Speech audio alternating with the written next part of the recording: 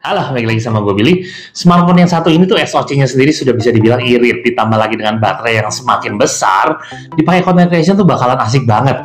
Ya, yang satu ini tuh Samsung M34 5G.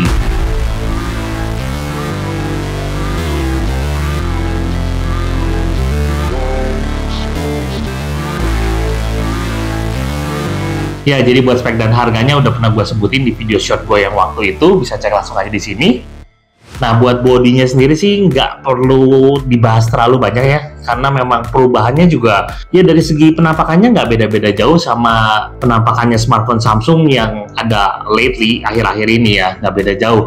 Cuman memang di bagian belakangnya ini finishingnya gue agak demen aja nih. Jadi walaupun ini sekilas kelihatan kayak hitam, tapi dia tuh warnanya bukan hitam juga sebenarnya. Ada kayak hologram-hologramnya gitu di bagian belakangnya. Bagus lah ini, cakep. Walaupun ini sekilas kan gue bilang tadi warnanya kayak hitam, tapi dia tuh nggak flat jadinya karena ada hologram-hologram kayak gininya. Nah, selain dari itu warnanya tuh nggak cuma satu ini doang. Dan yang ini walaupun gelap-gelap gini, tapi dia sendiri warnanya sebenarnya ini midnight blue. Nah, yang lainnya itu ada warna di prism silver dan waterfall blue. Cakep nih warnanya. Seneng sih gue dengan model-model kayak begini. Melengkapi info soal layarnya, dia tuh merupakan layar Corning Gorilla Glass 5. So, dia tuh layarnya udah cukup kokoh, cukup kuat juga. Jangan dibanting ya tetap.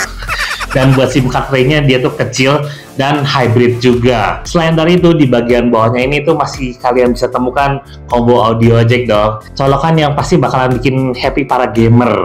Nah, buat sisi security-nya untuk fingerprint-nya tuh dia ada di tombol power-nya ya. Hasil tangkapan gambarnya di sini cukup memuaskan. Karena detailnya dapet, dari segi warnanya juga bagus, vibrant juga, dan buat di kondisi low light-nya, tangkapan gambarnya tuh tetap bagus, nggak kalah. Dilengkapi juga dia dengan OIS yang bikin pengambilan gambar tuh jadi makin aman aja. Dan ditambah juga dia tuh punya fitur AI Image Enhancer. So, makin aman lagi kualitas hasil tangkapan gambarnya ya. Nah, buat hasil tangkapan videonya, nah ini juga oke, walaupun di kondisi low light ya dia, menurut gue dia oke. Dan masih ada fitur juga super steady-nya, ada juga fitur auto framing, dan perekamannya bisa sampai di 4K 30 fps. So, nggak main-main juga. Dan masih ada fitur Pro Video juga di dalam smartphone yang satu ini. Ya, jadi ini kualitas hasil tangkapan dari kamera depannya, yang mana ini tuh lagi kondisi low light ya, jadi sensasinya kurang lebih seperti ini kalau sambil dibawa jalan. Dan kualitas tangkapan suaranya juga seperti ini. Sebenarnya ini untuk ukuran low light oke juga sih. Jadi dengan kualitas kamera yang seperti itu, ditambah lagi dengan kapasitas baterai yang semakin besar, yaitu di 6000 mAh, menurut gua HP yang saat ini tuh bakalan bisa banget jadi sahabatnya content creator. Soalnya kalau dipakai liputan, sekalipun dia merekam gambar 1080p 60 fps selama 1 jam, baterainya tuh cuma turun sekitar 16%-an aja. Jadi kebayangkan bisa dipakai ngerekam video berapa panjang, dan sekalipun dipakai ngerekam video dalam jangka panjang pun dia tuh udah aman banget lah gue bilang. Dipakai nge-game pun juga pastinya aman dan lancar juga ya. Nah, buat CODM sendiri dia lancar, buat 9 menitan sekitar satu game multiplayer dia tuh turunnya ada di 2%-an doang.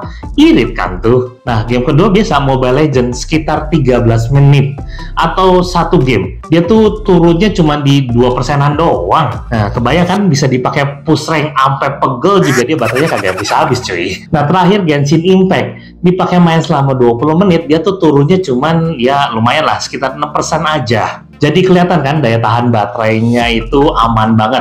Belum lagi kalau memang dia sampai perlu ngecas, dia tuh perlu memang chargernya 25 watt fast charging ya.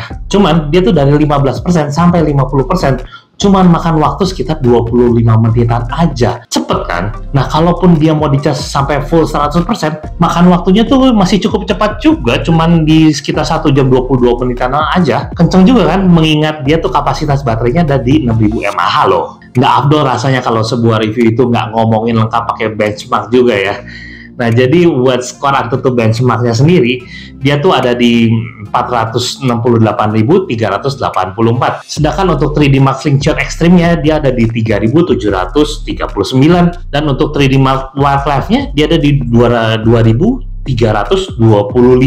Nah, buat Geekbench 6 sendiri, single core-nya tuh dia ada di 794 dan multi core-nya dia ada di 2033. Dan yang terakhir nih, untuk skor stress test-nya tuh menurut gue dia aman banget. Karena pas dia di 99,5%. Bayangin kan kalau mau dipakai nge-game dalam waktu jangka panjang tuh bisa aman banget tuh, stabil. Nah, pas dipakai main juga panasnya menurut gue masih aman. Cukup anget-anget doang gitu lah, nggak sampai mengganggu. Suhunya sendiri tuh cuma ada, ya paling tinggi ada di kisaran 42 sampai 43 derajatan doang. So, aman ya. Udah sih, paling itu aja yang bisa gue bahas mengenai smartphone yang satu ini. Kekurangannya sendiri kalau dilihat dari segmentasi kelasnya masih bisa dibilang aman juga ya. Nggak perlu ada banyak yang terlalu jadi perhatian khusus. Kecuali ya yang satu ini tuh dia belum tahan air aja. Dan di kelas yang segini tuh masih belum dapat speaker stereo. Ya menurut gue sih agak sayang juga ya di situ, karena umumnya di kelas segini tuh speakernya udah pada stereo juga. Nah tapi mungkin yang satu ini agak bisa dimaklumi ya. Mungkin dia untuk mengkompensasi ruangan yang digunakan untuk memperbesar kapasitas baterainya tersebut. So sekian dulu pembahasan singkat dari Geek Up untuk smartphone Samsung M34 5G yang satu ini. Kalau video ini berguna, boleh tolong kasih like. Untuk dukungannya tolong di subscribe. Dan untuk saran dan komentar, boleh atau link ditulis di kolom komentar bawah. Dan gue Billy, sampai ketemu di video berikutnya. Bye-bye. Ciao.